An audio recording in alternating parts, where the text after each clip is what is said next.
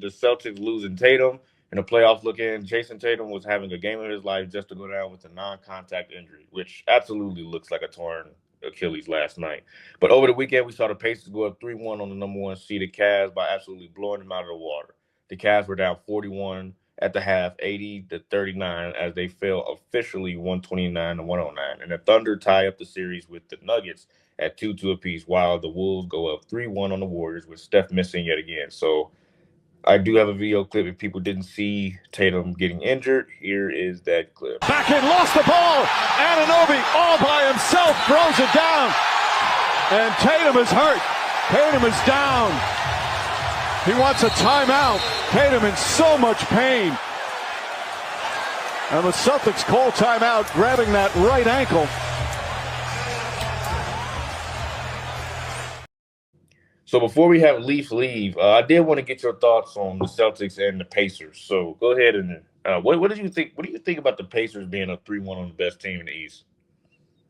I did feel like the Cavaliers were a little bit fraudulent, as I alluded to earlier. I felt like a team that's constructed with two diminutive guards. I know very personally that the Jazz had Donovan Mitchell, Mike Conley, both as all-stars, with a similar setup with an all-world defender behind them. They have two very good defenders in Jared Allen and Evan Mobley, but neither of them spaced the floor effectively for a playoff series. And then, they solidified and got a better team once they got DeAndre Hunter. But that's a team that has to come together, and they have those glaring flaws that I've seen time and time again by watching my Jazz play with a diminutive backcourt. So I had my concerns. I did think they were going to win the series, but I listened to Bill Simmons, who is a basketball, like him or hate him, the guy loves basketball. He lives and breathes it, and he watches more regular season hoops than anyone. And he pointed out that the Pacers have the bodies to throw at the Cavs, and so they won't be overwhelmed. And I thought about it, and I thought, this is going to be a 6 or 7 game series. I'd probably lean to the home team. Once they won game one, I thought, okay, for sure the Cavs win game two.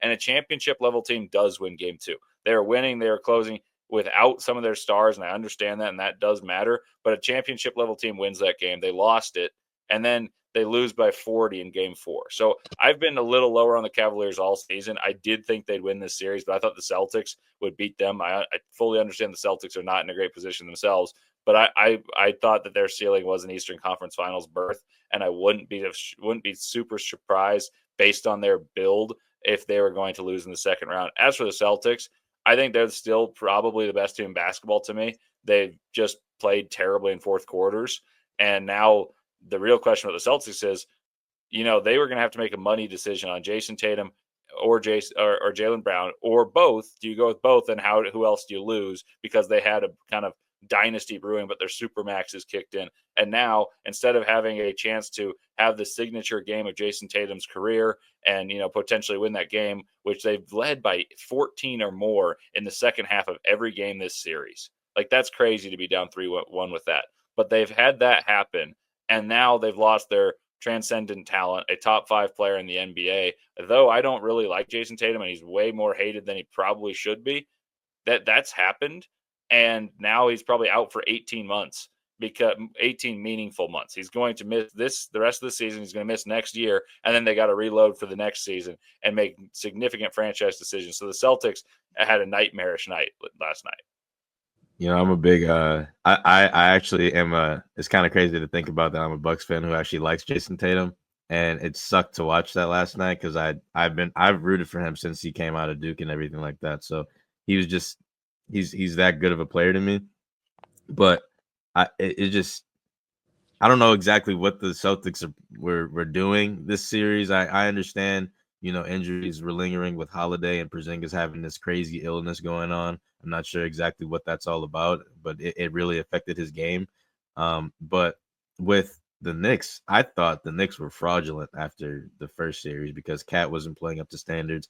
Mikal Bridges wasn't playing up to standards until this series where he's played absolutely amazing. Jalen Brunson I wasn't worried about, but to see them up 3-1 and New York being on the cusp of a conference finals is shocking to me because I did not think that they would be able to pull that off, especially after the trade they made. I thought Cat was a liability defensively, giving up the highest field goal percentage in the paint this year.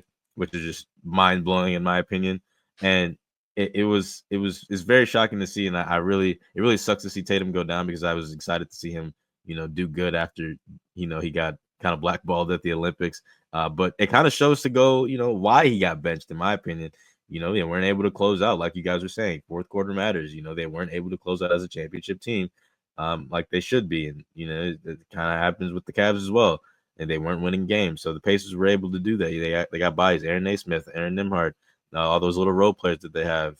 They're able to do that. They're able to do all these great things, and now we're seeing what we've been talking about, the defensive, kind of surgence of the NBA coming back.